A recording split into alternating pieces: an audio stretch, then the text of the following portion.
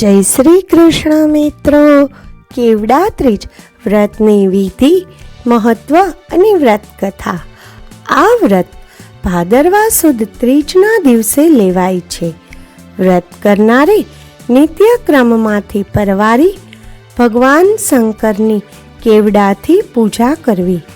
આ દિવસે નકોરડો ઉપવાસ કરવો અને આખો દિવસ કેવડો સૂંઘવો.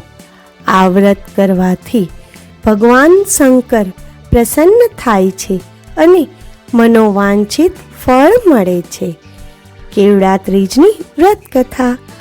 એક વખત કૈલાસ પર્વત પર ભગવાન શંકર અને માતા પાર્વતી સોગઠાબાજી રમવા બેઠા હતા.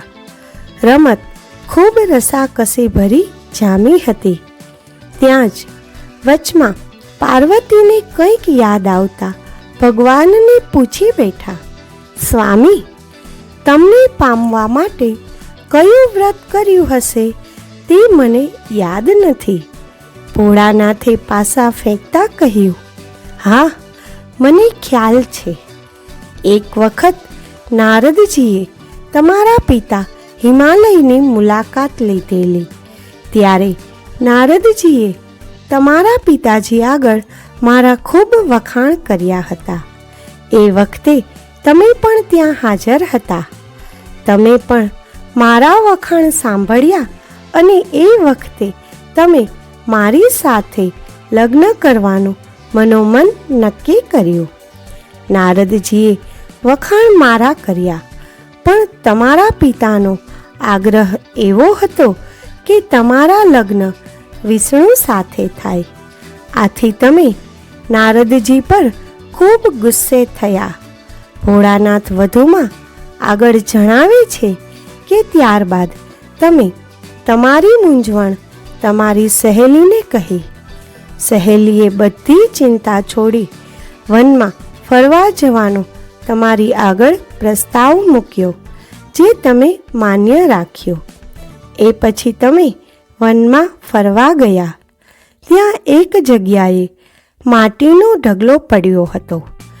તમે એ માટીના ઢગલા આગળ આવીને બેઠા અને સાથે રમતા રમતા માટીનું એક શિવલિંગ બનાવી દીધું.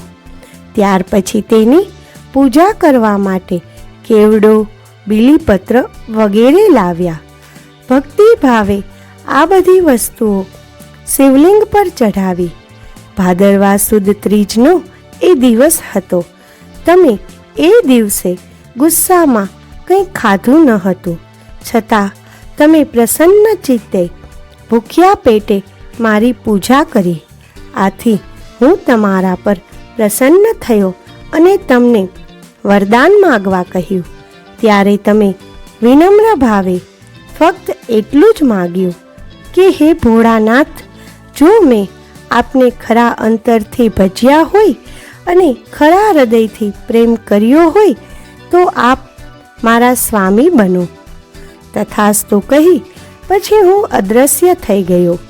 ત્યાર પછી તમારા પિતા તમને શોધતા ત્યાં આવી ચડ્યા અને તમને કંઈ પૂછે એ પહેલાં જ તમે એમને જણાવી દીધું કે હું તન મનથી મારા ભોળા શંભુને વરી ચૂકી છું.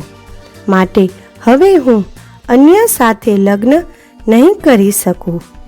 તમે જાણીએ અજાણીએ એ દિવસે મને કેવડાથી પૂજ્યો હતો, એટલા માટે એ વ્રતનો પ્રભાવ તમારા પિતાજી પર પણ પડ્યો અને થોડા દિવસમાં તેમણે તમારા લગ્ન મારી સાથે કરી દીધા.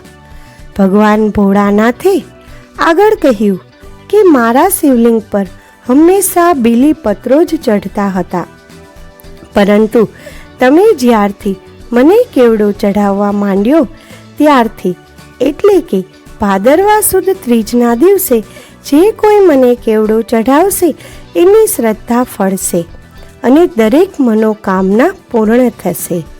હે ભોળાનાથ, તમે જેમ પાર્વતીને ફળ્યા તેમ આ વ્રત કરનાર સૌ કોઈને ફળજો. જય ભોળાનાથ, જય માતા પાર્વતી, હર હર મહાદેવ. જય શ્રી કૃષ્ણ, જય દ્વારકાધીશ.